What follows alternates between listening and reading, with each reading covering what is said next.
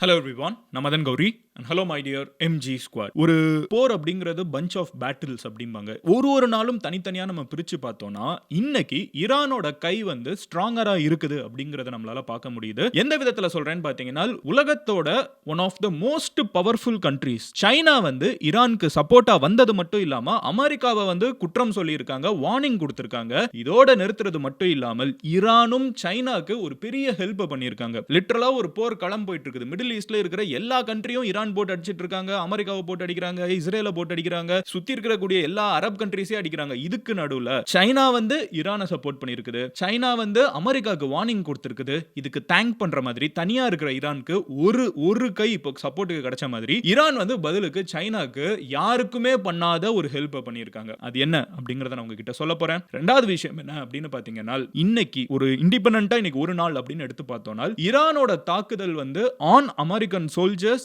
And Israel வந்து கொஞ்சம் அதிகமா இருந்திருக்குது. நம்ம ஆக்சுவலா வந்து அமெரிக்காவும் இஸ்ரேலும் பேசினப்போ ஈரான் மேல வந்து கம்ப்ளீட் பவர் இருக்குது, சுப்பீரியர் ஏர் பவர் எங்க கிட்ட தான் இருக்குதுங்கறத நேத்திக்கு பேசினாங்கன்னு பார்த்தோம். பட் இன்னைக்கு நம்ம அப்டேட் என்ன இருக்குன்னு பாத்தீங்கன்னா, ஈரான் சைடுல இருந்து அப்டேட்ஸ் எடுத்து பார்க்கறப்போ நூற்றுக்கணக்கான அமெரிக்கன் சோல்ஜர்ஸ் வந்து நாங்க பதிலுக்கு அடிச்சிருக்கோம்னு அவங்க நிறைய ரெக்கார்ட் சொல்றாங்க. அது போக என்ன சொல்றாங்கன்னு பாத்தீங்கன்னா, அமெரிக்காவோட ஏர்கிராஃப்ட் கேரியிங் வெசல், ஓகேவா, ஒரு ஐலாண்டே கடலுக்குள்ள போற மாதிரி இருக்கக்கூடிய ஒரு மிகப்பெரிய கப்பல் அடிச்சிருக்கோங்கறாங்க. சோ ஈரானுமே வந்து ஒரு பெரிய தாக்குதலை நாங்களும் நடத்தியிருக்கோம்னு சொல்லிட்டு ஒரு லிஸ்ட் போட்டிருக்காங்க. இன்னைக்கு வீடியோல நம்ம இந்த ரெண்டு விஷயத்தையும் பார்க்க போறோம். சைனா வந்து ஈரானுக்கு சப்போர்ட் பண்ணது என்ன, அமெரிக்கா வார்ன் பண்ணது என்ன, ஈரானோட தாக்குதல் எவ்வளவு பெருசா இருந்திருக்கு. மீன்வைல் நம்ம இதையும் பார்க்க போறோம். துபாய், கத்தார், இந்த மிடில் ஈஸ்ட்ல இருக்கக்கூடிய கண்ட்ரீஸ் அண்ட் இஸ்ரேலோட அமெரிக்கா தாக்குதல் ஈரான் மேல எப்படி இருந்துச்சு, இது எல்லாத்தையுமே நம்ம டீடைலா பார்க்க போறோம். பட் அதை பார்க்க ஆரம்பிக்கிறதுக்கு முன்னாடி நீங்க இந்த மொத்த போரையும் டீடைல்டா க்ளோஸ்டா ஒரு நாள் ஃபுல்லா நடக்கிறது எல்லாத்தையும் ஒரு 10 நிமிஷத்துல தெரிஞ்சுக்கணும் அப்படின்னு நினைச்சீங்கன்னா இந்த சேனலை சப்ஸ்கிரைப் பண்ணுங்க. அப்போ நான் டெய்லி இந்த அப்டேட்ஸ் வந்து நைட்டு தூங்க போறதுக்கு முன்னாடி நான் கொடுத்துக்கிட்டே இருக்கேன். நான் வந்து கொடுக்குற அப்டேட் உங்க யூடியூப் ஃபீட்ல வந்து சேரணும்னா நீங்க சப்ஸ்கிரைப் பண்ணீங்கன்னா தான் வந்து உங்ககிட்ட கண்டென்ட் சேரும். சோ சப்ஸ்கிரைப் பண்ணலனா சப்ஸ்கிரைப் பண்ணி எம்ஜி ஸ்குவாட்ல சேருங்க. இப்போ சைனா கொடுத்த சப்போர்ட் என்ன அப்படிங்கறதுல இருந்தே நம்ம வர ஆரம்பிச்சிருவோம். சோ ஃபர்ஸ்ட் விஷயம் என்ன அப்படின்னு பாத்தீங்கன்னா,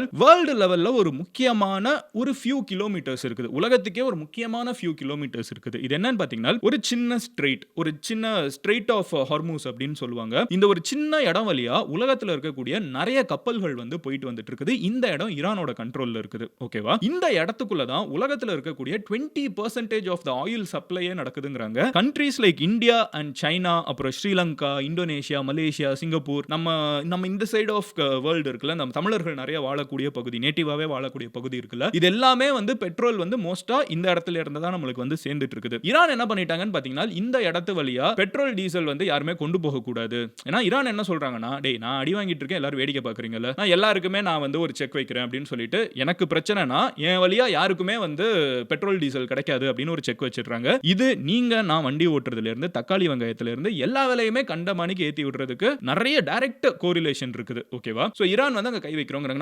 நம்ம ஊர்ல பெட்ரோல் டீசல் கிடையாது, நம்ம வாங்கிட்டு தான் இருக்கோம். அது எல்லாமே இந்த வழியா தான் வந்துட்டு இருக்குது. சைனாவும் பாதிக்கும், இந்தியா பாதிக்கப்படும். நான் சொன்ன மாதிரி எல்லா தமிழர்கள் வாழக்கூடிய நேட்டிவ் ஏசியன் கண்ட்ரீஸும் பாதிக்கப்படும். இப்படி இருக்கிறப்போ சைனா என்ன பண்றாங்கன்னு பாத்தீங்கன்னா, ஒரு வார்னிங் அமெரிக்காவுக்கு கொடுக்குறாங்க. என்கிட்ட நீ வந்து சொல்லிட்டு அடிச்சிருக்கணும், என்கிட்ட சொல்லாம ஈரானை கை வச்சிருக்க. நீ கை வச்சதுனால என்னோட பொருளாதாரமும் என்னோட வாழ்க்கையும் உலக அளவுல இருக்கக்கூடிய நார்மல் பீப்புள், இந்த மாதிரி இந்தியால இருக்கிறவங்க, சைனால இந்த மாதிரி உலகத்துல நிறைய பேர் இருக்காங்க, அவங்களோட பிசினஸ் எல்லாமே அஃபெக்ட் ஆகும். நீ பாட்டுக்கு ஈரான் அடிக்கிற, ஸ்ட்ரெயிட் ஆஃப் ஹார்மூஸ் வந்து அஃபெக்ட் ஆகும். அப்போ கப்பல்கள்லாம் இந்த இடத்துல ஈரான் போக விட மாட்டேங்கிறான். அப்போ மொத்த உலகத்தோட எக்கானமி டேமேஜ் ஆகிற அளவுக்கு அமெரிக்கா ரொம்ப செல்ஃபிஷா, இஸ்ரேல் ரொம்ப செல்ஃபிஷா ஆக்ட் பண்ணிருக்குது. இது ரொம்ப பெரிய தப்பு. உன்னால உலகத்துல இருக்கிறவங்களுக்குலாம் பிரச்சனை வரப்போகுது அமெரிக்கா அப்படின்னு சைனா ஒரு வார்னிங் கொடுத்திருக்காங்க. டைரக்டா வார்ன் பண்ணிருக்காங்க. இதுக்கு ஈரான் பதிலுக்கு அது சொன்னது மட்டும் இல்லாம அது கூடவே என்ன சொல்றாங்கன்னா, ஈரான் என்ன பண்ணணும்ங்கிறது ஈரானோட சுதந்திரம். ஈரான் என்ன பண்ணணும் பண்ணக்கூடாதுங்கறத அமெரிக்காவும் இஸ்ரேலும் டிக்டேட் பண்ணக்கூடாது. இது அவங்களோட சுதந்திரத்துக்குள்ள இஸ்ரேலும் அமெரிக்காவும் போய் கை வைக்குதுன்னு சொல்லிட்டு அவங்களுக்கு அந்த விதத்திலும் ஒரு வார்னிங் கொடுத்திருக்காங்க. இத ரெண்ட கேட்ட ஈரான் என்ன பண்றாங்கன்னு பாத்தீங்கன்னா, ஒரு பெர்மிஷன் கொடுக்குறாங்க.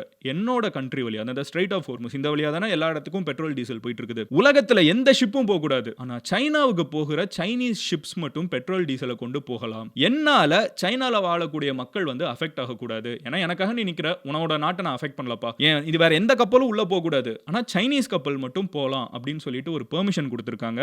நேத்துக்கே சில கப்பல்கள் இது வழியா போலாம் அப்படின்னு சொல்லிட்டு ட்ரம்ப் அனௌன்ஸ் பண்ணாரு. ஈரான் என்னடா சொல்றது, நீங்க போங்கடா நான் பாத்துக்கிறேன்டான்னு அனௌன்ஸ்மெண்ட் கொடுத்தாரு. அதை கேட்டுட்டு சில கப்பல்களும் கிளம்புனாங்க. ஆனா கிளம்பின கப்பல் மேல எல்லாமே தாக்குதலை ஈரான் நடத்தி இருக்குது. ஒழுங்கா யாரும் இந்த சைடு வராதீங்க, இனிமே இங்க போக முடியாது, நாங்களா சொல்ற வரைக்கும் எங்களோட இந்த ஸ்ட்ரெய்ட் ஆஃப் ஹோர்முஸ் இந்த இடத்த வந்து யாருமே யூஸ் பண்ணக்கூடாது அப்படின்னு சொல்லிட்டு ஈரான் வந்து எல்லா கப்பலுக்கும் சொல்லிட்டாங்க. எல்லா டேங்கர்ஸும் அங்கங்க நிக்குது. பெட்ரோல் டீசல் வந்து நிறைய கண்ட்ரீஸ்ல வந்து ஸ்டாக் பைல் கம்மியாயிட்டே இருக்குது. சைனாக்கு மட்டும் இந்த பிரச்சனை கிடையாது, ஏன்னா சைனீஸ் கப்பலை மட்டும் போகலாம் அப்படின்னு சொல்லிட்டு ஈரான் வந்து அனௌன்ஸ்மெண்ட் கொடுத்திருக்காங்க. இது ஒரு முக்கியமான அப்டேட். ஏன்னா சைனா இன்டைரக்டா இதுல இன்வால்வ் ஆகுறாங்க, இன்ஃபேக்ட் டைரக்டாவே இன்வால்வ் ஆகுறாங்க, ஆயுதமா இன்வால்வ் ஆகல. வார்த்தையால ஈரானோட சைடு எடுத்துட்டாங்க. வேர்ல்டு லெவல்ல எல்லா யூரோப்பியன் கண்ட்ரீஸும் அமெரிக்கா இஸ்ரேல்னு போய் நிக்கிறப்போ சைனா வந்து ஈரான் அப்படின்னு போய் நின்றுருக்காங்க. அப்ப இந்தியாவோட ஸ்டாண்ட் என்ன அப்படின்னு கேட்டீங்கன்னா, இந்தியா இன்னமும் நியூட்ரல் ஸ்டாண்ட் தான் மெயின்டைன் பண்ணுது. இந்தியாவுக்கு இறந்து போன காமினே இருக்காங்களா, அவங்களோட ஒரு மிகப்பெரிய ரிலேஷன்ஷிப் இருக்குது. நிறைய பேர் இதை தப்பா வந்து இந்தியா இஸ்ரேல் மட்டும் தான் ஃப்ரெண்ட்ஷிப் நினைச்சிட்டு இருக்காங்க. அப்படி கிடையாது. ஈரானும் இந்தியாவும் கோஸ் பேக் பை டிகேட்ஸ். இந்தியாவுக்கு வெளியில ஓகேவா, இந்தியாவுக்கு வெளியில ஒரு இந்தியன் போர்ட், ஈரான்ல வந்து ஒரு பெரிய சாபஹார்னு ஒரு போர்ட்டே வந்து நம்ம கட்டியிருக்கோம். அவங்க நாட்டுல, ஈரான் நாட்டுல இந்தியர்கள் வந்து ஒரு போர்ட் கட்டுறதுக்கு ஈரான் அலோவ் பண்ணியிருக்குது. பாகிஸ்தான் வந்து நம்மளுக்கு நிறைய பிரச்சனை கொடுக்குறாங்கன்னு சொல்லிட்டு நம்ம அவங்கள கவுண்டர் பண்றதுக்கு ஈரான்ல ஒரு போர்ட் கட்டியிருக்கோம். அதுக்கு ஈரானியன்ஸ் நம்மள அலோவ் பண்ணியிருக்காங்க. இதுக்கு முன்னாடி இந்த இறந்து போன காமினே அந்த தலைவர் இருக்காங்க, சுப்ரீம் லீடர், அவருக்கும் இந்தியாவுக்கும் பல வருஷமா நல்ல ரிலேஷன்ஷிப் இருக்குது. சோ இந்த இடத்துல இந்தியா வந்து இஸ்ரேலுக்கு சப்போர்ட் பண்ணல. இன்ஃபேக்ட் இந்தியா என்ன சொல்லிட்டு இருக்குன்னா, இது சீக்கிரமா முடிவுக்கு வரணும், போற இழுக்காதீங்க. அந்த எப்பவும் போல அந்த ரஷ்யா உக்ரைன் போர்ல என்ன ஸ்டாண்ட், ஏன்னா ரெண்டு பேருமே ஃப்ரெண்ட்ஸ். அப்ப என்ன பண்ண, இன்ஃபேக்ட் ரஷ்யா மோர் ஃப்ரெண்ட்ஸ், ஆனாலுமே அந்த இடத்துல இந்தியா நியூட்ரலிட்டி ஸ்டாண்ட் எடுத்துச்சு. ஏன்னா ஆப்போசிட்ல அமெரிக்கா இருக்காங்க. இங்கேயும் அதே தான் இந்தியா பண்ணுது, நியூட்ரல் ஸ்டாண்ட் தான் எடுத்துட்டு இருக்குது. நிறைய பேர் India supports Israel, India supports Iran. India வந்து யாரையுமே சப்போர்ட் பண்ணல, அமைதியை விரும்பணும் அப்படிங்கிறது தான் வந்து இந்தியாவோட இன்டர்நேஷனல் ஸ்டாண்டா இருக்குது. எனிவே இதெல்லாம் வந்து இன்டர்நேஷனல் லெவல்ல இந்தியா இன்வால்வ் ஆகிறது, சைனா இன்வால்வ் ஆகிறது விஷயம். இப்போ நம்ம டைரக்ட் சீக்வென்ஸ் ஆஃப் ஆக்ஷன் குள்ள இறங்குவோம். இன்னைக்கு லாஸ்ட் 24 ஹவர்ஸ்ல நீங்க பாத்தீங்கன்னா மூணா இதை நம்ம பார்க்க போறோம். இந்த பேட்டர்ன் வந்து நம்ம வீடியோல வச்சுப்போம், சோ தட் உங்களுக்கும் புரியுறது ஈஸியா இருக்கும். ஃபர்ஸ்ட் அமெரிக்காவும் இஸ்ரேலும் நடத்தின தாக்குதல் என்ன, அதுக்கப்புறம் ஈரான் நடத்தின தாக்குதல் என்ன, மூணாவது துபாய், கத்தார், பஹ்ரைன், இந்த மாதிரி அபுதாபி, இந்த மாதிரி இந்தியர்கள் 1 கோடி இந்தியர்கள் வாழக்கூடிய மிடில் ஈஸ்ட்ல வந்து நிறைய இவங்க ரெண்டு பேர் அடிச்சுக்கிறதுல நடுவில் அவங்க தான் இருக்காங்க.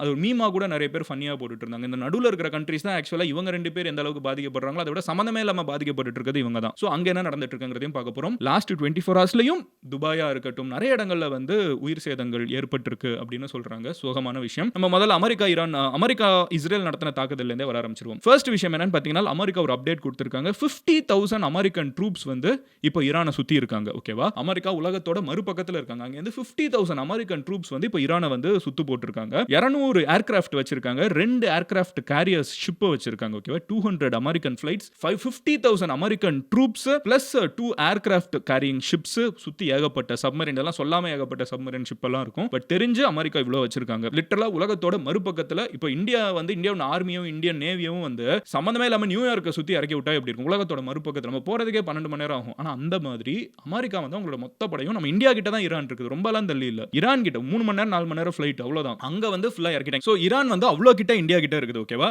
அடுத்தது என்ன அப்படின்னு பாத்தீங்கன்னா, ஈரானியனோட டிஃபென்ஸ் சிஸ்டம்ஸ் வந்து நாங்க கம்ப்ளீட்டா தகர்த்திட்டு இருக்கோம் அப்படின்னு சொல்லிட்டு அமெரிக்கா ஒரு அப்டேட் கொடுத்திருக்காங்க. இது வரைக்கும் 2100 ஈரானியன் டார்கெட்ஸை வந்து நாங்க முடிச்சிருக்கோம். அது போக வந்து 1100 ஈரானியர்கள் வந்து இந்த தாக்குதல்ல இது வரைக்கும் இறந்திருக்காங்க. சோகமான விஷயம். 1000க்கும் மேற்பட்டவங்க ஈரானுக்குள்ள மட்டும் இறந்திருக்காங்க. 17 ஈரானியன் ஷிப்ஸை வந்து நாங்க முடிச்சிருக்கோம் அப்படின்னு சொல்லிட்டு இது எல்லாமே வந்து ஈரானுக்கு வந்து நாங்க இவ்வளவு பெரிய தாக்குதல் பண்றோம் அமெரிக்கா சொல்றாங்க. இஸ்ரேல் என்ன சொல்றாங்கன்னா, இதே அவங்க ஓன் வேர்ட்ஸை யூஸ் பண்ணணும்னா, ஈரான் அப்படிங்கிற ஆக்டோபஸுக்கு நாங்க வந்து டென்டக்கிள்ஸை வெட்டி விட்டுட்டோம். அதாவது ஆக்டோபஸோட கைகள் நிறைய இருக்குல்ல, அது எல்லாத்தையும் வெட்டிட்டோம். which means அவங்க வந்து டிஃபென்ஸ் சிஸ்டம், அஃபென்ஸ் சிஸ்டம் அது எல்லாத்தையும் காலி பண்ணிட்டோம். எங்களுக்கு complete control of Iranian sky வந்து இன்னைக்கு இஸ்ரேல் கையில இருக்குதுன்னு இஸ்ரேல் சொல்லியிருக்காங்க. இது அமெரிக்கா அண்ட் இஸ்ரேல் சொல்றது. எப்பவுமே ஒரு விஷயம் தெரிஞ்சுக்கோங்க, ஒரு போறப்போ ஒரு இன்வால்வ் ஆகிருக்கிற கண்ட்ரி வந்து ஃபுல்லா உண்மையை பேச மாட்டாங்க. அவங்க தரப்பு பாசிட்டிவா இருக்கிறது மட்டும் தான் பேசுவாங்க. சோ இதுல எது உண்மை எது பொய்ங்கிறது வந்து தேர்ட் பார்ட்டியா நம்ம எல்லாருமே விஷுவலா எதை பார்க்குறோமோ அதை நம்பிக்கணும். ஓகேவா, பட் பேசிக்கா இதுதான் வந்து அமெரிக்கா அண்ட் இஸ்ரேலோட கிளைமா இருக்குது.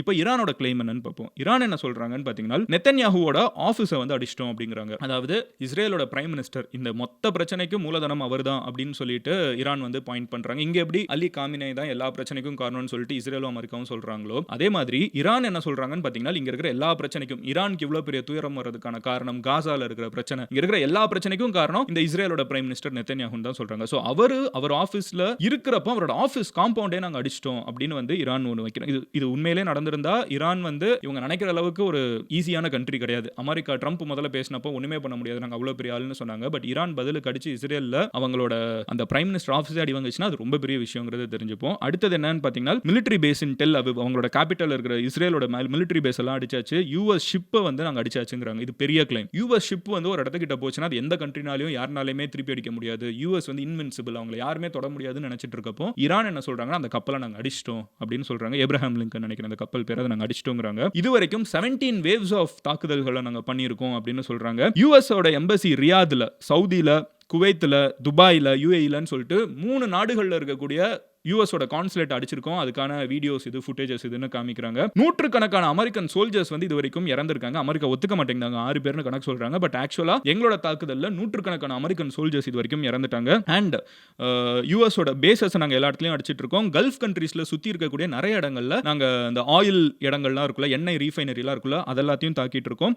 யூஏஇல வந்து இவங்க அடிச்ச நிறைய தாக்குதல் இது வரைக்கும் வந்து ஐ திங்க் ஒரு 40 மிசைல்ஸ் ஓகேவா மொத்தம் ஈரான் வந்து ஜிசிசிக்குள்ள அனுப்பிச்சிருக்காங்க. இந்த மிடில் ஈஸ்ட்ல இருக்கிற கண்ட்ரீஸ்க்குள்ள 40 மிசைல் அனுப்பிச்சிருக்காங்க. இதுல வந்து நிறைய பேர் இறந்திருக்காங்க. நிறைய மிடில் ஈஸ்ட் கண்ட்ரீஸ்ல வந்து இவங்க கவுண்டரிங் சிஸ்டம்லாம் அமெரிக்கா வச்சிருந்தாலும் அவங்க வந்து அடிக்கிறதுல நிறைய உயிரிழப்புகள் ஏற்பட்டிருக்குது. ஈரானோட ப்ராக்சிஸ், இந்த ஹவுத்தீஸ் அப்படின்லாம் சொல்லுவாங்க, சுத்தி நிறைய பேர் இருக்காங்க. இந்த ஹமாஸ் மாதிரி நிறைய அமைப்புகள்லாம் அதை சுத்தி மற்ற கண்ட்ரீஸ்ல லெபனான்குள்ளலாம் இருப்பாங்க, ஈராக்குள்ள இருப்பாங்க. ஆனா அமெரிக்காவுக்கு அமெரிக்காவை அவங்களுக்கு பிடிக்காது, ஈரானுக்கு சப்போர்ட் பண்ணுவாங்க. அவங்க எல்லாம் வந்து இப்போ அமெரிக்காவை போட்டு அடிக்கிறாங்கங்கிறாங்க. அது போக என்னன்னு பாத்தீங்கன்னா ஒமான் கிட்ட சில ஷிப்ஸ் வந்து உள்ளுக்குள்ள தாண்டி போக பார்த்துருக்குது. போகாதீங்கன்னு சொன்ன ஒரு வழி இருக்குன்னு அது வழியா போக ஆரம்பிச்சப்போ அங்க இருக்கிற ஷிப்ஸையும் போட்டு அடிச்சிருக்காங்க. ஸோ ஈரான் வந்து டெக்னிக்கலி ஒரே நேரத்தில் ஒரு நான் கணக்கு போட்ட வரைக்கும் ஒரு 15-16 கண்ட்ரீஸை வந்து ஈரான் வந்து ஒரே நேரத்தில் தாக்கிட்டு இருக்காங்க, இன்க்ளூடிங் டர்க்கி. இந்த லிஸ்ட்ல புதுசாக இந்த வீடியோ எடுக்கிறதுக்கு 1 ஹவருக்கு முன்னாடி டர்க்கியும் வந்து சேர்ந்துருக்குது. ஏன் என்ன ஹிஸ்ட்ரிங்கிறது நம்மளுக்கு நாளைக்கு தான் தெரியும். ஏன்னா டர்க்கிக்கும் ஈரானுக்கும் என்ன பிரச்சனைன்னு எனக்கு தெரியல. ஆக்சுவலாக இந்த மொத்த கேஸ்லையும் டர்க்கி இந்த சைடு இருக்குது, ஆனா டர்க்கியுமே வந்து இன்னைக்கு அடி வாங்கி இருக்குது ஈரான் மூலியமா. ஸோ அது என்னன்னு நம்ம நாளைக்கு ப்ராபப்ளி அப்டேட் பண்ணுவோம். ஈரான் வந்து ஒரு கண்ட்ரியா ஒரே நேரத்தில் சுத்தி இருக்கக்கூடிய ஒரு 15 to 20 கண்ட்ரீஸ் டைரக்டாவோ இன்டைரக்டாவோ தாக்குதலை நடத்திக்கிட்டே இருக்காங்க. இது மொத்தமா வந்து எங்க போய் முடிய போகுது அப்படிங்கிறது தான் பெரிய கேள்வியா இருக்கும். இதுக்கு நான் இன்டர்நெட்ல சில நிறைய இந்த எக்ஸ்பர்ட்ஸ்லாம் பேசுவாங்கல்ல, அது ஒரு சைனீஸ் ப்ரொஃபசர் ஒருத்தர் இருக்காரு, இந்த மாதிரி நடக்கக்கூடிய நிறைய விஷயங்களை வந்து முன்னாடியே ப்ரெடிக்ட் பண்ணுவார். நாஸ்ட்ராடமஸ் மாதிரி, பாபா வாங்கா மாதிரி கிடையாது. உண்மையிலேயே குளோபல் பேட்டர்ன் இப்படி தான் போயிட்டு இருக்குது, இங்க தான் பிரச்சனை ஆகும் பாருங்க அப்படின்னு லாஜிக்கலா சில பேர் பேசுவாங்கல்ல, பிராக்டிக்கலா உண்மையிலேயே ஃபேக்ட்டை வச்சு பேசுவாங்கல்ல, கான்ஸ்பிரசி தியரியில. அவர் வந்து சில கான்ஸ்பிரசி தியரிஸ் பேஸ்ட் ஆன் ஃபேக்ட்டை வந்து டைரக்டா ப்ரொபோஸ் பண்ணுவாங்கல்ல, இப்படி ஒன்று நடக்கலாம்பாங்க, மோஸ்டா அது நடக்கும். அந்த மாதிரி ஒரு ஆல்ரெடி இந்த போர் நடக்கும்னு எதிர்பார்த்தாரு. 2026 ஸ்டார்ட் ஆகிறப்பமே சொன்னாரு, ட்ரம்ப் தான் அதை ஆரம்பிப்பாரு, ஈரானை தான் அடிப்பாங்க, இது எல்லாமே அவர் சொன்னார். அவர் இப்போ அடுத்து என்ன சொல்றாருன்னு பார்த்தீங்கன்னா, ஈரான் வந்து இப்போ உலகத்துக்கு ஒரு மெசேஜை கொடுக்குது, நான் வந்து தனியாள் கிடையாது, நான் நினைச்சேன்னா இங்க இருக்கிற மொத்த உலகத்தோட பிசினஸ் எக்கானமி, அந்த ஸ்ட்ரைட் ஆஃப் ஹோர்முஸ் அதை மூடி வைக்க முடியும். நான் நினைச்சேன்னா ஜிசிசியோட எண்ணெய் வளத்தை வச்சு தான் இந்த கண்ட்ரிஸ் எல்லாம் வாழ்ந்துட்டு இருக்குது, அந்த எண்ணெய் வளத்தை எல்லாத்தையும் காலி பண்ண முடியும். ஏன்னா இங்க இருக்கிறவங்க எல்லாம் இன்டைரக்டா அமெரிக்காவோட தாக்குதலுக்கு சப்போர்ட் பண்ணிட்டு இருக்கீங்க. அமெரிக்காவை ஈரானால டைரக்டா அடிக்க முடியாது, உலகத்தோட மறுபக்கத்தில் இருக்குது, அந்த அளவுக்கு டெக்னாலஜி இல்ல. ஆனா இதுக்கு சப்போர்ட் பண்ணக்கூடிய சுத்தி இருக்கிற எல்லா கண்ட்ரீஸ்க்கும் பிரச்சனையை கொடுக்க முடியும். இதுக்கு அடுத்து அவங்க எங்க கை வைப்பாங்கன்னா, தண்ணி டீசாலினேஷன் பிளான்ஸ் வந்து இந்த மிடில் ஈஸ்ட்ல நிறைய இடத்துல இருக்குது. தண்ணி வந்து பெட்ரோலை விட மோர் இம்பார்ட்டன்டான விஷயம் மிடில் ஈஸ்ட்ல, நம்ம எல்லாருக்குமே தெரியும், டெசர்ட்டுக்கு நடுவில் இருக்காங்க. அப்போ ஈரான் வந்து இதே போக்குல போச்சுனால் அங்க இருக்கிற டீசாலினேஷன் பிளான்ட்டை வச்சு பிளாக்மெயில் பண்ண ஆரம்பிப்பாங்க. ஒன்னு தட்டி விட்டாங்க, என்ன சொல்லுவாங்கன்னா, பேசிக்கா இந்த கல்ஃப் கண்ட்ரீஸ் எல்லாம் அமெரிக்கா கிட்ட போய் பேசு, நீ ஏன் பேச கொடுக்குற, அவங்க கிட்ட போய் பேசி இந்த போரை நிறுத்து, ஏன்னா உங்களால முடியும், நீங்க அலோ பண்றதுனால தான் அமெரிக்கா இதை பண்றாங்க. அப்போ அமெரிக்காவை டைரக்டா அடிக்க முடியலனா யார் அலோ பண்றாங்களோ அமெரிக்கா அடிக்கிறதுக்கு அவங்கள வந்து பிளாக்மெயில் பண்ண ஆரம்பிப்பாங்க. இன்ஃபேக்ட் இதை தான் ஆல்ரெடி அவங்க பண்ணிட்டு இருக்காங்கன்னு ஒரு ப்ரெடிக்ஷன் அவர் மேக் பண்ணியிருக்காரு. பேட்டர்ன்ஸை ரீட் பண்ணி பண்ணக்கூடிய ப்ரெடிக்ஷன்ஸ் தான் இது.